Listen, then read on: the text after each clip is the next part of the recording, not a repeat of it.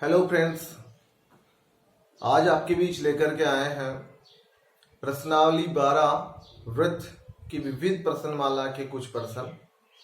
दोस्तों, इससे पूर्व भी हमने इस प्रश्नावली से संबंधित कुछ विविध प्रश्नमाला के प्रश्न पढ़े हैं, जिनके वीडियो का लिंक डिस्क्रिप्शन में दिया गया है। आप वहां जाकर उनका अध्ययन कर सकते हैं। तो चलिए दोस्तों, आज हमने कुछ प्रश्न लिए हैं। इन प्रश्नों के हल बहुत आसान तरीके से आपको यहाँ समझाने की मैंने कोशिश की है। अच्छे से वीडियो को देखने समझने के लिए आप वीडियो के अंत तक जरूर बने रहें। दोस्तों, यहाँ हमने विविध प्रश्नमाला का प्रश्न नंबर 24 लिया है। इससे पहले के प्रश्नों का जो है वो हमने हल कर चुके हैं। यहाँ प्रश्न जो दिया गया है 24वां इस प्रकार से है कि सिद्ध कीजिए कि एक त्रिभुज के किसी कोण का समद्विभाजक और उसकी सम्मुख भुजा का लंब समद्विभाजक यदि प्रतिच्छेद करते हैं तो उस त्रिभुज के परिवर्त पर प्रतिच्छेद करते हैं। दोस्तों, सबसे पहली बात तो यहाँ ये आ गई कि परिवर्त क्या होता है। तो ये एक वर्त है और इस वर्त के अंदर एक त्रिभुज बना हुआ है। तो आपको पता है यहाँ कि ये जो वर्त है ये इस त्रिभुज के परिवर्त है, इसके चारों तरफ बनाया गया वर्त है। तो यहां हमें प्रूव करना है कि इस भुजा का जो लंब समद्विभाजक है वो और इस कोण का जो लंब समद्विभाजक है वे दोनों इस परिवर्त पर कहीं ना कहीं एक ही बिंदु पर मिलते हैं।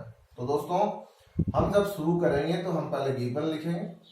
जब आप गिवन लिखेंगे तो देखिए गिवन में क्या लिखने वाला है, जो प्रश्न में दिया गया है कि त्रिभुज के कोण का समद्विभाजक और उसकी सम्मुख भुजा का लंब समद्विभाजक यदि प्रतिच्छेद करते हैं तो आपको क्या करना है यहाँ पे कि आप लिखेंगे कि त्रिभुज ABC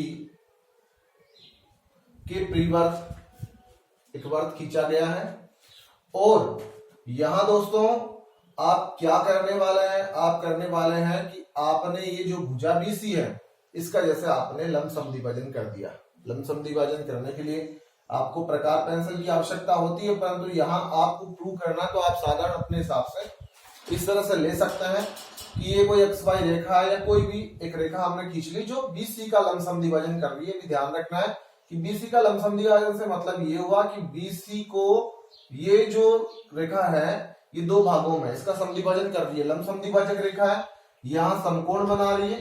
दूसरा, अगर आपने यहाँ पे कोई बिंदु ले लिया जैसे ABC, यहाँ पे आपने बिंदु ले लिया D, तो क्या कहेंगे कि जो BD है वो CD के बराबर है क्योंकि आपने BC का लंब समद्विभाजन किया है। दूसरा, ये जो लंब समद्विभाजक रेखा है ये इस परिवर्त को बिंदु E पर काटती है। ये आपको इतना आपको मान करके चलना है प्रश्न में। तो देखिए, आपने गिवन में लिखना है कि त्रिभुज ABC की भुजा BC की लंब समद्विभाजक रेखा BC को बिंदु D व परिवर्त को बिंदु E पर काटती है, बिंदु E पर काटती है। दोस्तों, ये आपको गिवन में लिखना है। इसके बाद आप लिखने वाले हैं टू प्रूव, जो आपको सिद्ध करना है। तो हमें सिद्ध क्या करना है, टू प्रूव। देखिए, हमें ये सिद्ध करना है कि इसकी जो लंब समद्विभाजक रेखा और इस कोण की जो समद्विभाजक रेखा है वे दोनों परिवर्त पर मिलती है। तो आप क्या करेंगे, इस कोण के लिए एक लाइन इस प्रकार से खींचेंगे, सॉरी,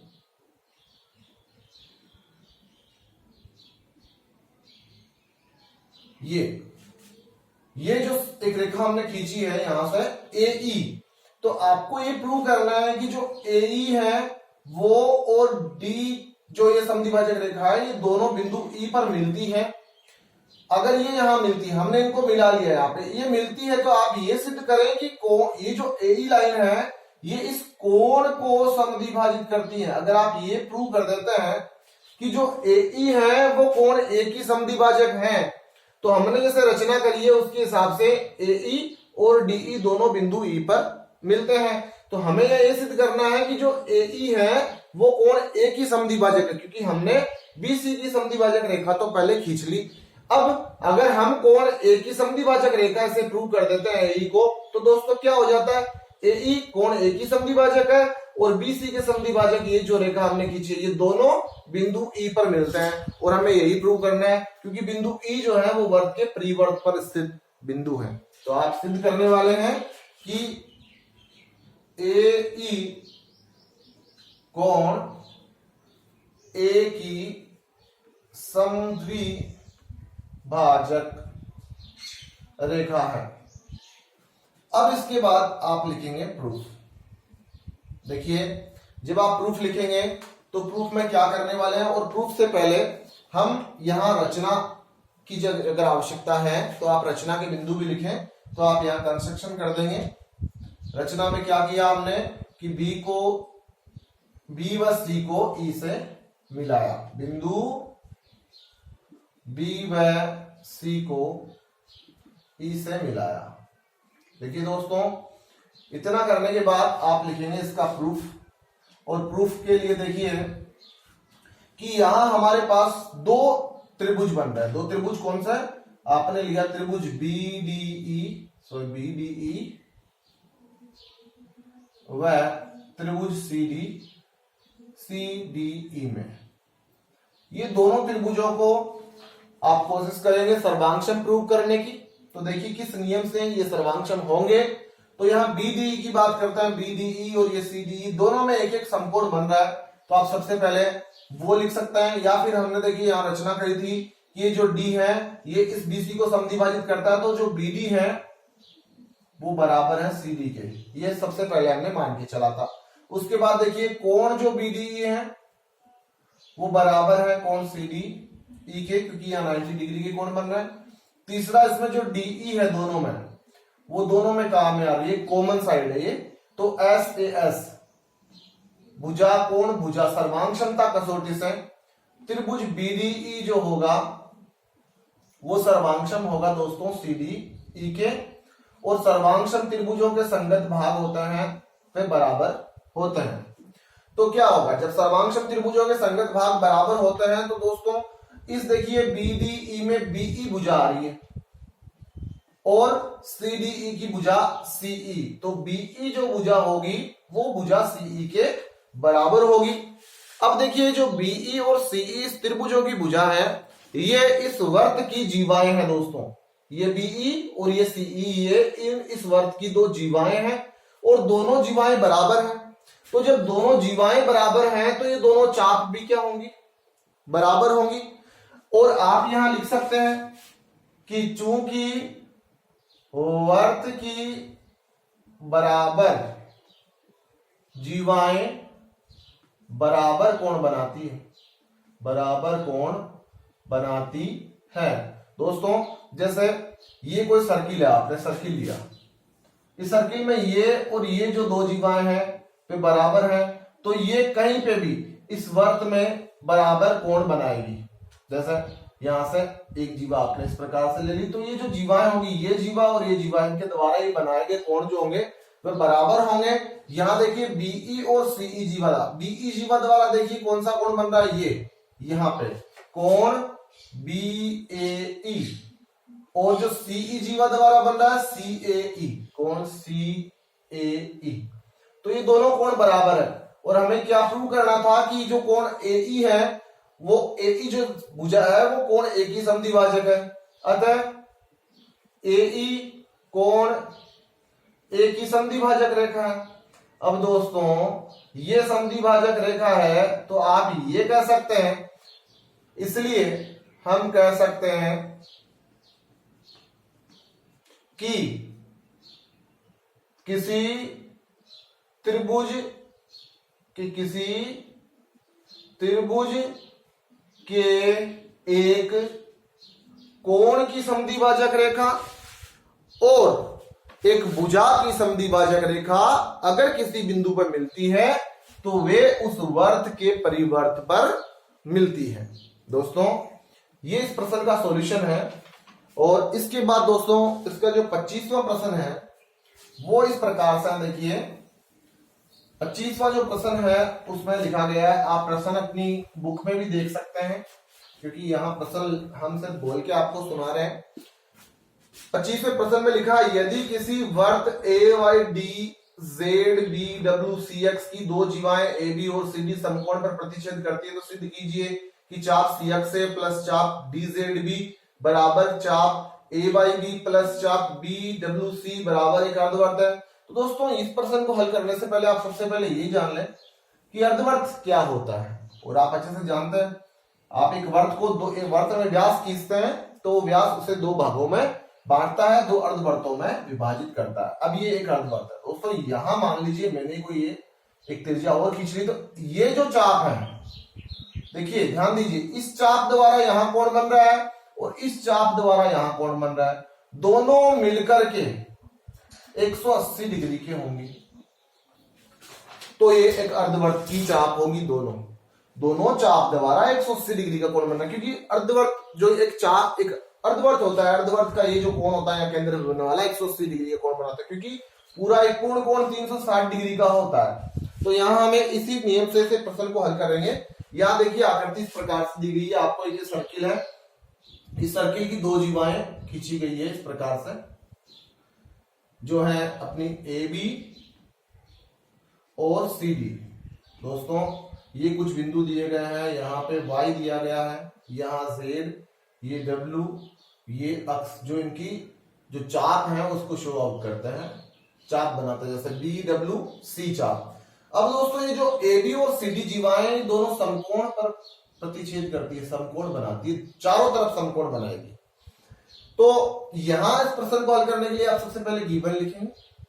गिवन में आपको जो प्रश्न में लिखा है वही आप लिख सकते हैं कि एक वर्त AYDBWCX की दो जीवाएं AB बराबर AB और CD समकोण पर प्रतिच्छेद करती है, बराबर नहीं दी हुई है, सॉरी, समकोण पर प्रतिच्छेद करती है, इतना आप लिख सकते हैं। इसके बाद आप लिखेंगे टू प्रूव, हमें सिद्ध करना क्या है, तो सिद्ध करना है कि जो चाप C अक्ष A है, ये जो चाप है, प्लस DZB जो चाप है, ये दोनों बराबर, दूसरी जो चाप लिखी है AYB प्लस BWC, ये चाप बराबर है अर्धवर्त के। अब देखिए अर्धवर्त के बराबर है ऐसा हमें प्रूव करना है, तो आप यहां पे कंस्ट्रक्शन करेंगे, रचना करेंगे। रचना में क्या लिखने वाले हैं? रचना में दोस्तों आप AD को मिला दीजिए, आप B और C को मिला दीजिए। देखिए इसके अतिरिक्त आपको रचना में ये भी लिखना है कि BD और AC को भी मिलाया, लेकिन आप पहले ये जो मैंने बोला है AD और BC को मिलाया। मिलाने के बाद देखिए आपके पास में दो यहां त्रिभुज आ रहे हैं। कौन कौन से त्रिभुज आ रहे हैं? पहला जो त्रिभुज आ रहा है यहां, इसके बाद आप प्रूफ लिखेंगे। प्रूफ में देखिए पहला त्रिभुज है, और देखिए यहां ध्यान रखना समकोण त्रिभुज है, क्योंकि इसने पहले ही कहा प्रश्न में कि दोनों जीवाएं समकोण पर प्रतिच्छेद करती है, तो यहां समकोण बन रहा है, यहां समकोण बन रहा है। आप इन कोणों को जैसे नाम दे दीजिए, यहाँ पे 1 दे दीजिए, यहाँ 2 दे दीजिए, यहाँ 3, यहाँ पे 4, ठीक है। अब देखिए आप इस त्रिभुज की बात कीजिए, हमने कहा समकोण त्रिभुज ए, यहाँ पे कोई बिंदु दे दीजिए, O दे दीजिए जैसे, या कोई और ले लीजिए। वैसे ये वर्त का केंद्र बिंदु नहीं है, ध्यान दीजिए, तो आप O ले रहे हैं कोई दिक्कत नहीं है, आप दूसरा कोई बिंदु भी ले सकते हैं। तो यहाँ पे AOD आपने समकोण त्रिभुज लिया।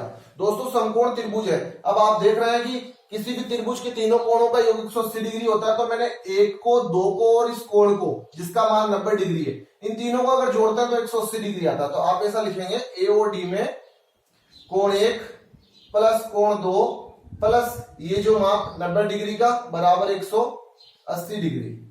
ये 90 डिग्री इधर प्लस में जब उधर जाएंगे तो माइनस हो जाएंगे, तो कोण 1 प्लस 2 बराबर 90 डिग्री। समीकरण नंबर 1। देखिए ये समीकरण 1 दे सकते हैं आप, या आप चाहें तो इसे आगे हल करके फिर समीकरण दे सकते हैं। तो आप यहां इतना ध्यान दें कि 1 और 2 मिलकर के 90 डिग्री आ रहे हैं। अब दोस्तों आप ध्यान देंगे इसके बाद कि समीकरण नंबर, ये जो अगला आपने ट्रायंगल लिया, अगला जो त्रिभुज लेने वाले हैं आप, कौन सा? BOC। देखिए आपने लिया त्रिभुज BOC।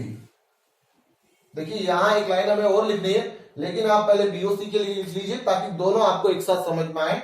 तो हमने लिखा समकोण त्रिभुज बीओसी में, यहां पे भी आप वही करेंगे, 3 और 4 को जोड़ देंगे तो कोण 3 प्लस 4 प्लस 90 डिग्री बराबर 180 डिग्री। अब यहां से 90 डिग्री प्लस में जब उधर जाएंगे तो माइनस में हो जाएंगे, तो 180 में से 90 कट जाएंगे तो ये 90 डिग्री रह गया। अब ध्यान दीजिए दोस्तों, आप अगर इनको भी, जैसे हमने अभी रचना में आपको बताया, आप एडी बीसी बीडी एसी इन सबको मिलाएंगे, आपने इनको भी मिला लिया। देखिए ये एक वर्त की जीवा है, इस जीवा द्वारा एक ही वर्तखंड में बने कोण, चूंकि किसी जीवा द्वारा एक ही वर्तखंड में बने कोण बराबर होते हैं, तो देखिए इस जीवा द्वारा एक ही वर्तखंड में कौन कौन सा 2 आ रहा है और एक कौन सा आ रहा है 4 आ रहा है। तो ये जो 2 और 4 मिलकर बनाएंगे कौन सा बी जेड डी। ये जीवा, इस जीवा द्वारा ये चाप जो बन रही है ना, तो इसकी जो चाप हो जाएगी बिटवीन डी जेड डी। अब आप इसे मिलाएंगे एसी को, तो इस जीवा द्वारा कोण बन रहा है 1 और कोण 3। देखिए इसमें और इसमें 1 2 3 4 यही कोण आ रहे हैं जो इस और इस जीवा से बन रहे हैं। तो आप क्या करेंगे, आप यहां समीकरण, इसे आपने जैसे मान लीजिए समीकरण दे दिया हो 1 और 2, आप 1 और 2 को जोड़ेंगे, या 1 और 2 को आप इस क्रम से लिख सकते हैं, जैसे आप विपरीत क्रम में लिखेंगे। 1 और 2 लिया है तो आप इसके साथ ये वाली जीवा ले लीजिए, तो आप इसे लिखेंगे कि जीवा डी जेड बी बराबर 90 डिग्री, आप इसे देंगे समीकरण 1। और यहां 3 4 वाला ये है, तो इसके साथ आप ये वाली जीवा ले लेंगे, जीवा ए अक्ष सी अक्ष सॉरी इस क्रम में लिखना है हमें, सी अक्ष ए बराबर 90 डिग्री। समीकरण नंबर 2, आप समीकरण 1 और 2 को जोड़ देंगे, तो आपने लिखा समीकरण 1 प्लस 2 से, तो ये जो देखिए सी अक्ष से चाप प्लस ये चाप डी जेड बी बराबर, देखिए दायां पक्ष दाएं पक्ष में जुड़ेगा और बायां पक्ष बाएं पक्ष में जुड़ेगा, तो ये 90 और 90 दोनों जुड़ जाएंगे, तो 90 प्लस 90 हो गया 180 डिग्री। तो यहां आप समीकरण इसमें 180 डिग्री, या आप लिख सकते हैं एक अर्धवर्त, क्योंकि हमने आपको प्रश्न शुरू किया था तब बताया था कि अर्धवर्त जो है वो 180 डिग्री का कोण बनाता है। तो ये जो दोनों जीवाएं हैं ये 180 डिग्री का कोण बना रही है, इसलिए ये एक अर्धवर्त बना रही है। इसी क्रम में आप क्या करेंगे, आप क्या यहां इस कोण को और इस कोण को नाम दे देंगे, जैसे 3 4 तक हमने दे रखा, ये 5 ये 6, इसे दे देंगे 7, इसे दे देंगे 8। तो देखिए 6 और 5 या 5 आप समकोण त्रिभुज लिख देंगे, समकोण त्रिभुज एओसी में कोण 5 प्लस कोण 6 बराबर 90 डिग्री, क्योंकि वही क्रम आएगा। देखिए 5 प्लस 6 प्लस 90 बराबर 180 डिग्री, 90 प्लस में उधर माइनस का हो जाएगा। तो 5 और 6 के लिए आप क्या करेंगे, इसके पास वाली ये वाली जीवा ले लेंगे, तो आपने लिख दिया कि ए वाई डी, जीवा ए वाई डी। यहां पे देखिए आप प्रश्न में ए वाई डी लिखा हुआ, तो यहां पे ए वाई डी जीवा ले लेंगे प्लस, फिर देखिए यहां से आप लेंगे समकोण त्रिभुज बीओडी में, तो फिर से लिखा समकोण त्रिभुज बीओडी में, और यहां आप लिखेंगे कि 7 प्लस कोण 8 बराबर 90 डिग्री।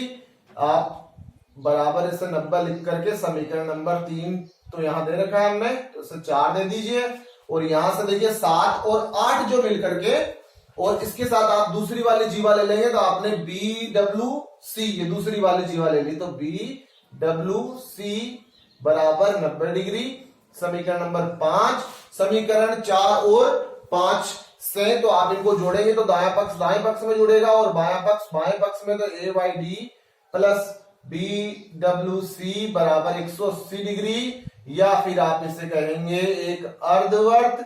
दोस्तों आप समीकरण 3 और 4 से 3 और 4 की बात करेंगे, तो देखिए 3 और 4 से सी एक्स ए प्लस डी जेड बी, और 4 में लिख 4 सॉरी यहां पे हमने 5 तक दे रखा, तो समीकरण 3 और 6 से लेंगे हम लोग 3 और 6 से, तो CXA प्लस DZB बराबर AYD प्लस BWC बराबर क्यों होंगे?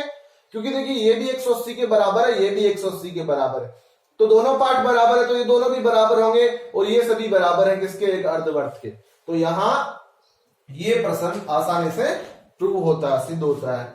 इसके बाद देखिए दोस्तों, इसका जो अगला प्रश्न है वो हमने लिया है, तो उसमें जो लिखा है वो इस प्रकार से लिखा है। 26वां क्वेश्चन हम हल करने वाले हैं, जिसमें लिखा है यदि ABC किसी वर्त के अंतर्गत एक समबाहु त्रिभुज है, समबाहु त्रिभुज जिसकी तीनों भुजाएं बराबर माप की हो, तथा P लघु चाप BC पर स्थित कोई बिंदु है जो B व C को संपाती नहीं है। संपाती क्या होता है दोस्तों?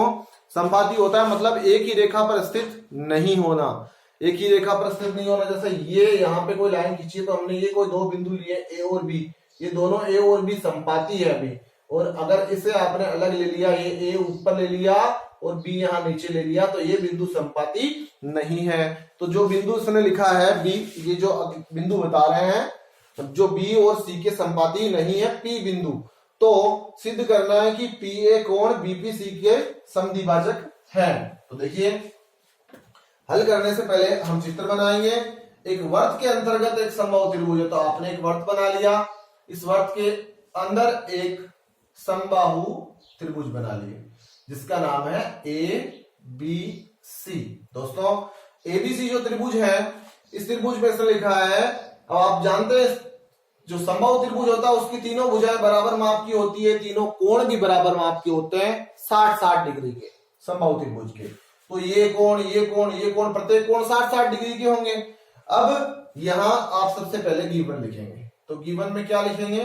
जो प्रश्न में लिखा है कि एक वर्त के अंतर्गत त्रिभुज ABC, समबाहु त्रिभुज ABC बनाया गया है, जहां पे आप लिख देंगे AB बराबर BC बराबर AC, और कोण A बराबर कोण B बराबर कोण C बराबर 60 डिग्री है। ये आप गिवन में लिख देंगे। इसके बाद देखिए क्या लिखा हुआ है कि चाप BC पर स्थित कोई बिंदु है P, तो आप चाप BC पर कोई बिंदु ले लेंगे P। अब दोस्तों P जो बिंदु है वो BC के संपाती नहीं है, मतलब वो अलग से यहाँ पे दिया गया है। तो आप सिद्ध करना है कि PA कोण BPC का समद्विभाजक है। देखिए PA, ये जो P और A को आप मिलाएंगे तो ये जो PA है ये कोण BPC, आप B और C को P से मिलाएंगे तो ये जो PA है ये इस BPC की समद्विभाजक रेखा है। ये हमें प्रूव करना है, मतलब ये कोण और ये कोण अगर आप बराबर टू ला देते हैं, सिद्ध कर देते हैं, तो ये सिद्ध हो जाता है। तो आप लिखेंगे टू प्रूव में लिखना है कि AP कोण BPC की समद्विभाजक है। ठीक है, अब यहां हम रचना करेंगे, कंस्ट्रक्शन। दोस्तों रचना में क्या करना होगा? रचना में हमें लिखना होगा कि बिंदु P को B व C से मिलाया। अब देखिए बहुत आसान प्रश्न है, मिलाने के बाद आप लिखेंगे इसमें प्रूफ। देखिए इसका प्रूफ क्या होगा?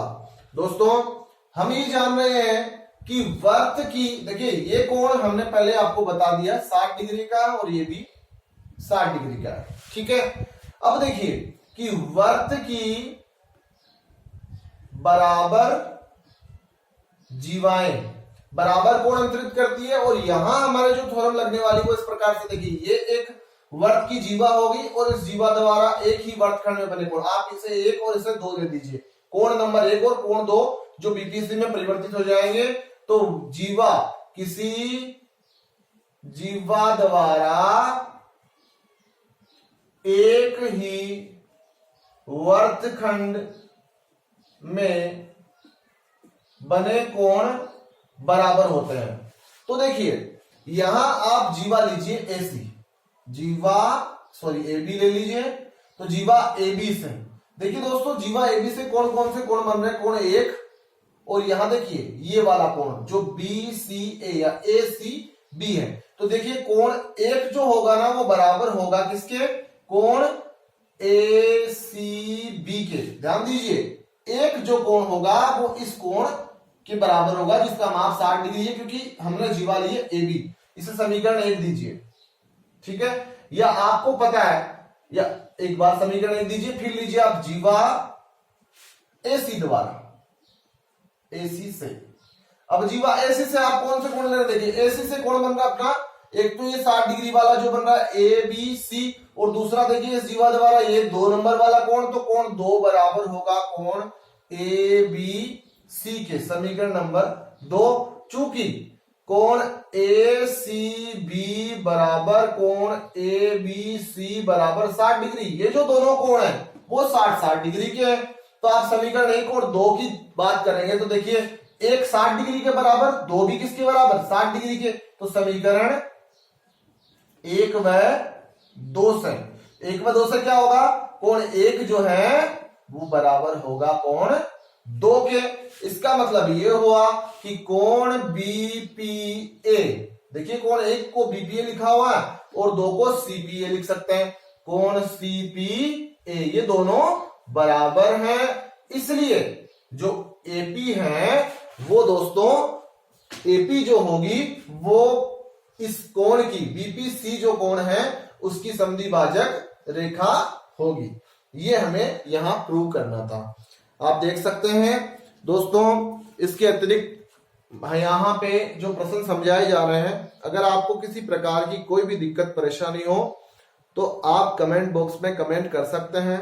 किसी भी प्रश्नावली, किसी भी चैप्टर से संबंधित किसी प्रश्न में कोई समस्या हो तो आप प्रश्न भी वहां पे लिख सकते हैं, प्रश्नावली लगा करके आपको उसका सॉल्यूशन दिया जाएगा। क्योंकि अगर आप इन प्रश्नों को अच्छे से समझ पा रहे हैं और हमारे द्वारा दी गई जानकारी से आप दोस्तों संतुष्ट हैं, तो कृपया आप वीडियो को लाइक करें, चैनल को सब्सक्राइब करें। अब देखिए दोस्तों, आगे हम जो हल करने वाले हैं प्रश्न वो इस प्रकार से हैं।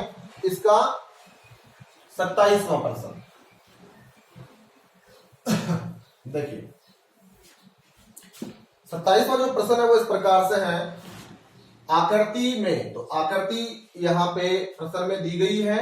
आकृति में तो हम पहले आकृति बना लेते हैं। ये एक आकृति है, इसमें दो इसने कहा ए बी और सी डी एक वर्ग की दो जीवाएं दे रखी है ए बी और सी डी, जो ई पर प्रतिच्छेद करती है। तो हमें सिद्ध करना है कोण एईसी बराबर 1/2 चाप सी एक्स से द्वारा केंद्र पर अंतरित कोण प्लस चाप डी बाई बी द्वारा केंद्र पर अंतरित कोण। तो दोस्तों यहां हमने दो इसकी जीवाएं ले ली, इसके कहे अनुसार ये वर्ग का कोई केंद्र बिंदु है ओ, और दो जीवाएं हमने ली है ये ए बी, और दूसरी जीवा ले ली है हमने ये सी और ये डी। दोस्तों ये दो जीवाएं हैं, हमें यहां प्रूव करना है। तो टू प्रूव में ये गिवन में आप लिख लेंगे कि ओ केंद्र वाले वर्ग की दो जीवाएं ए बी और सी डी दी गई है। टू प्रूव में देखिए क्या करेंगे, टू प्रूव में हमें प्रश्न में जो दिया गया है यहाँ पे कि कोण एईसी बराबर 1/2, यहां पे दिया हुआ है चाप सी अक्ष ए द्वारा केंद्र पर अंतरित कोण, सी अक्ष से द्वारा केंद्र पर अंतरित कोण प्लस दूसरी एक चाप दे रखी है चाप डी बाई बी द्वारा केंद्र पर अंतरित कोण, ये दोनों के योगफल की आधा है कोण एईसी, ये हमें प्रूव करना है। तो दोस्तों क्या करेंगे, यहां हमें रचना करने की आवश्यकता होगी, कंस्ट्रक्शन। तो रचना में देखिए क्या करेंगे हम लोग, रचना में बिंदु ए और डी को आप केंद्र बिंदु ओ से मिला देंगे इस प्रकार से। इसके बाद देखिए बिंदु, क्योंकि हमें करना क्या, सी अक्ष ए, देखिए चाप यहां बिंदु में लिखे हुए हैं सी अक्ष ए, और यहां लिखा हुआ है डी वाई यहां पे, और ये पी, ये दो चाप है। अब देखिए इस चाप सी अक्ष ए चाप द्वारा केंद्र पर बनने वाला कोण, तो इसके लिए आप देखिए ये कोण बनेगा, तो इसके लिए हम यहां इनको मिला देंगे। तो आप सी को ओ से मिला दीजिए, तो इसके द्वारा देखिए सी अक्ष ए द्वारा बना हुआ ये कोण होगा ए ओ सी, और चाप डी बाई बी द्वारा बना, डी बाई बी द्वारा बना हुआ कोण बनाने के लिए आप इसको इससे मिला देंगे, सॉरी इससे, इस प्रकार से। तो डी बाई बी चाप द्वारा बन रहा है ये वाला कोण। दोस्तों ये जो दोनों कोण है, इसमें प्रश्न में ये भी कहा हुआ है कि दोनों जो जीवाएं हैं वो बिंदु ई पर प्रतिच्छेद करती है। तो यहां बिंदु पे ये काट रही है, तो एईसी, ये एईसी कोण बनेगा यहां, इस कोण की आधी है, ये एईसी कोण होगा वो आधा होगा इन दोनों जीवाओं द्वारा केंद्र पर बने कोणों का।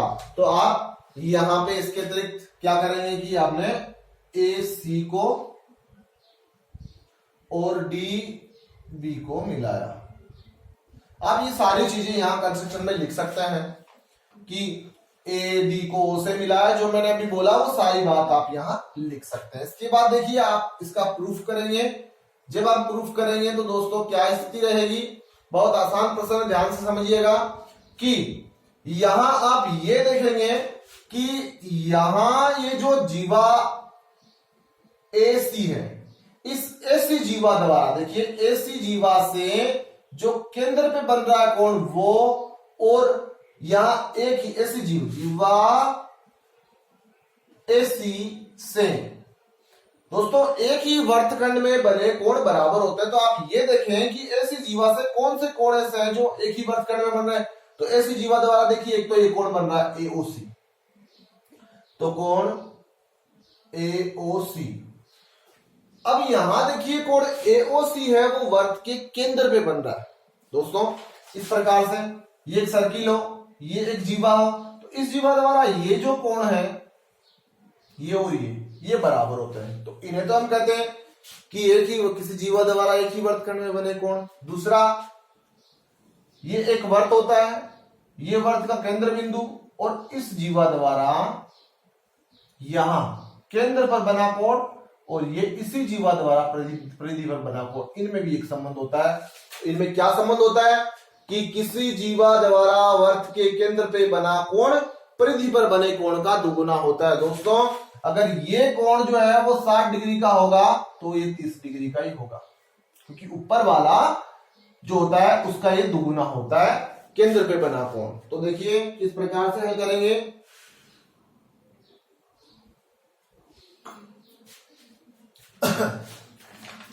अब यहां देखिए, तो हम ये क्या संबंध लिखेंगे कि कोण एओसी, ये जो केंद्र पे बनने वाला कोण है, बराबर दुगुना होगा किसका, किसका दुगुना होगा। देखिए इसी जीवा द्वारा परिधि पर कोण कौन सा बन रहा है, ये वाला, जैसा लिखेंगे ए बी सी, दुगुना होगा कोण एबीसी के। समीकरण नंबर 1 आप यहां ये थ्योरम लिखेंगे।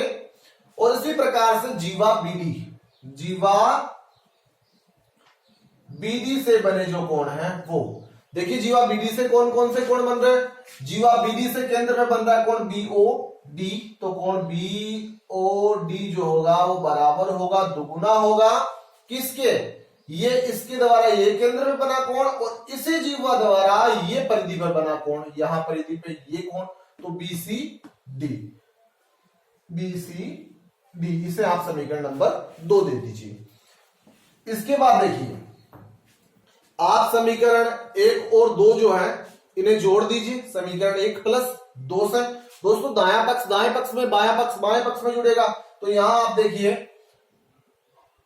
हम इनका क्रम थोड़ा इधर ले रहे हैं, ये इधर वाले इस तरफ पहले लिख रहे हैं, 2 कोण एबीसी प्लस 2 कोण बीसीडी,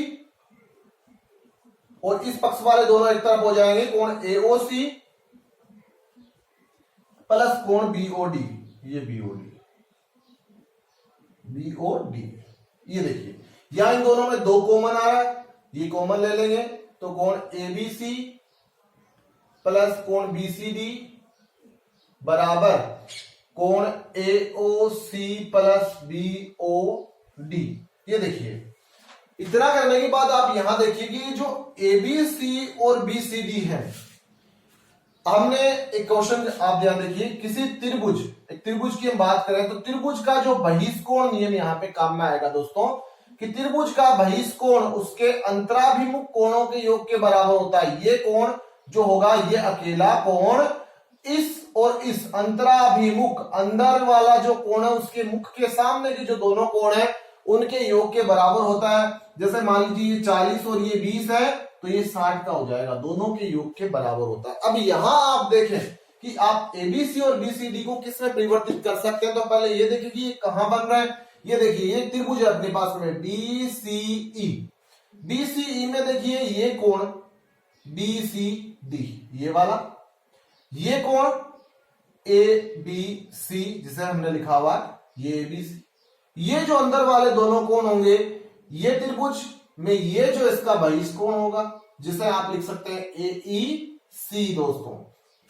तो दो कोण एईसी बराबर, देखिए एओसी जो कोण है, ध्यान दें, एओसी वो किस जीवा द्वारा बन रहा है, सी अक्ष ए जीवा द्वारा बन रहा है। तो आप लिखेंगे सी अक्ष ए जीवा द्वारा कहां बन रहा है, केंद्र पर अंतरित कोण, प्लस ये जो बी और डी है वो जीवा बी वाई डी द्वारा केंद्र में बन रहा है। तो लिखेंगे जीवा बी वाई डी द्वारा केंद्र पर अंतरित कोण। ये दो इधर गुणा में, आप इसे उधर भेजेंगे तो ये दो भाग में जाएंगे, बराबर 1/2 हो जाएगा। और इस तरफ देखिए चाप सी अक्ष ए द्वारा केंद्र पर बना कोण प्लस चाप बी वाई डी द्वारा केंद्र पे बना कोण। हैंस प्रूफ दोस्तों, यहां हमें यही सिद्ध करना था। तो ये है इसका 27वां प्रश्न। इसके अतिरिक्त अगर हम इसके प्रश्न नंबर 28 की बात करें तो वो किस प्रकार से कैसे सरल होगा, ध्यान देंगे आप लोग। बहुत साधारण सा प्रश्न है। यदि एक चक्रीय चतुर्भुज एबीसीडी की सम्मुख कोणों के समद्विभाजक इस चतुर्भुज के परिगत वर्त को P और Q बिंदुओं पर प्रतिच्छेद करते हैं तो सिद्ध कीजिए कि PQ इस वर्त का व्यास है। दोस्तों देखिए एक वर्त होता है, वर्त का ये व्यास होता है। हम जानते हैं कि वर्त के व्यास द्वारा या अर्धवर्त में बना कोण समकोण होता है। ध्यान दीजिए, अर्धवर्त में बना कोण समकोण होता है। ये अगर वर्त का व्यास है तो यहां बनने वाला कोण 90 डिग्री का होगा। यही थ्योरम हम इस प्रश्न में काम में लेंगे और बहुत आसानी से ये प्रश्न जो है वो हल हो जाएगा। तो देखिए एक चक्रीय चतुर्भुज है, मतलब आप एक सर्किल बनाएंगे, सर्किल में आप एक चतुर्भुज बनाएंगे, ये बनाए, और आप इसके जो सम्मुख शीर्ष है ये ए बी सी और डी ले लेंगे। सम्मुख शीर्ष कोई भी ले लीजिए आप, तो ये और ये जैसे मान लीजिए आपने ले लिया है, तो इस शीर्ष की ये समद्विभाजक रेखा हमने खींच ली और एक हमने इस शीर्ष सी की ये समद्विभाजक रेखा खींच ली। ध्यान रहे कि हमने जो ये लाइन खींची है इसमें ये जो कोण ए को समद्विभाजित कर रहा है और ये जो लाइन है वो कोण सी को समद्विभाजित करती है। दोस्तों ये मान लीजिए यहां P पर काटती है और ये से Q पर काटती है। तो हमें ये प्रूव करना है कि जो PQ है ये वर्त का व्यास है। तो हमें गिवन में क्या लिखना होगा, गिवन में लिखना होगा कि चतुर्भुज ABCD एक चक्रीय चतुर्भुज दिया गया है जिसके को सम्मुख शीर्षों की समद्विभाजक रेखाओं द्वारा बनने वाली जो रेखा, सम्मुख शीर्षों की समद्विभाजक रेखा जो है वो इस वर्त का व्यास है। तो देखिए ये सम्मुख शीर्ष की समद्विभाजक रेखा यहां और ये समद्विभाजक रेखा यहां, तो ये जो PQ है ये मिलकर व्यास बना रहे हैं। तो देखिए यहां पे हम लिखेंगे इसका टू प्रूफ में हमें सिद्ध करना है कि PQ वर्त का व्यास है। इसके बाद आप यहां रचना करने वाले हैं, कंस्ट्रक्शन। दोस्तों रचना में क्या करेंगे हम, रचना में हम करेंगे कि बिंदु Q को A व D से मिलाया। तो यहां हम लोग इसे मिला देंगे इस प्रकार से। अब देखिए मिलाने के बाद आप प्रश्न को हल करेंगे तो किस तरह से हल करेंगे, हमने लिखा इसका प्रूफ में यहां अपने पास देखिए ये जो कोण A है और प्लस कोण C है। दोस्तों इनको हम 180 डिग्री लिख सकते हैं क्योंकि चक्रीय, चूंकि चतुर्भुज ABCD जो है एक चक्रीय चतुर्भुज है और चक्रीय चतुर्भुज के सम्मुख कोण जो होते हैं वो संपूरक होते हैं। तो ए और सी, ये और ये 180 डिग्री के होंगे। अब आप देखिए कोण ए का आधा कर दीजिए, कोण सी का आधा कर दीजिए, तो इधर 180 का भी क्या हो जाएगा, आधा हो जाएगा। अब कोण ए का आधा, चूंकि ये जो इसकी समद्विभाजक रेखा, तो ये और ये पार्ट दोनों बराबर होंगे, तो आप इसमें से जिसकी हमें आवश्यकता होगी वो वाला कोण ले लेंगे। तो हमने ले लिया कि कोण पी ए डी। तो देखिए कोण ए का आधा हो गया कौन सा, कोण पी ए डी, क्योंकि पी ए डी और जो बी ए पी है ये दोनों दोस्तों बराबर हैं। तो प्लस आप कोण सी की बात करें तो ये देखिए ये कोण सी है। अब आप कोण सी में कौन सा कोण लेंगे, तो सी में आपने कोण ले लिया है यहाँ पे ये जैसे सी का क्यू सी डी ले लीजिए, ये वाला कोण, ये ठीक है, इसे आप छोड़ दीजिए। क्यू सी डी बराबर 180 में 2 का भाग देंगे तो 90 आ जाएंगे। यहाँ पे थोड़ा सा ध्यान दें, कोण ए के आधा जो है ये और ये दोनों हो रहे हैं, तो आप यहाँ पे हमने जो लिया है कोण पी ए डी लिया है। अब देखिए इसे आप समीकरण नंबर 1 दे दीजिए। अब यहां हमें अगर यहां दोस्तों ये जो है इसका व्यास हो, ध्यान दीजिए, अगर ये इसका व्यास हो तो इस व्यास द्वारा देखिए ये जो कोण होगा ये वाला, मतलब ये जो कोण है अगर हम प्रूव कर दें कि 180 डिग्री का है, सॉरी 90 डिग्री का है, तो अर्धवर्त में बना कोण समकोण होता है, तो ये समकोण होगा तो अर्धवर्त होगा, अर्धवर्त होगा तो ये PQ इसका व्यास होगा। तो हमारे पास यहाँ पे देखिए PAD मतलब ये वाला पार्ट तो यहाँ आ गया। आप क्या QCD की जगह हम QAD कर सकते हैं? जी बिल्कुल कर सकते हैं। कैसे कर सकते हैं? जीवा QD द्वारा एक ही वर्तखंड में बने कोण, दोस्तों चूंकि एक ही वर्तखंड में बने कोण बराबर होता है, तो इस जीवा द्वारा देखिए, इस जीवा द्वारा इस प्रकार से सर्किल है, ये जीवा है, इस जीवा द्वारा यहाँ पे और यहाँ पे बने कोण बराबर होंगे, ये और ये देखिए आप, इस जीवा द्वारा ये कोण कौन सा, QAD, कोण QAD बराबर होगा कोण QCD के, कोण QCD के। और आप क्या करने वाले हैं, समीकरण 1 में इसका प्रयोग करेंगे। तो समीकरण 1 में देखिए आप QCD की जगह आप क्या लिख देंगे, QAD, तो कोण PAD प्लस कोण QAD बराबर 90 डिग्री। अब आप देखिए कि PAD ये वाला कोण और QAD ये वाला कोण, दोनों देखिए ये 90 डिग्री वाला हो रहा है, तो कोण QAP या PAQ, तो कोण PAQ बराबर 90 डिग्री आप यहां लिखेंगे। चूंकि अर्धवर्त में बना कोण समकोण होता है, इसलिए PQ वर्त का व्यास होगा। ये हैंस प्रूफ, ये यहां सिद्ध होता है दोस्तों कि जो PQ है ये इस वर्त का व्यास है। तो ये दोस्तों आज के लिए इतना ही, फिर मिलेंगे एक नए वीडियो में नए प्रश्नों के साथ। धन्यवाद।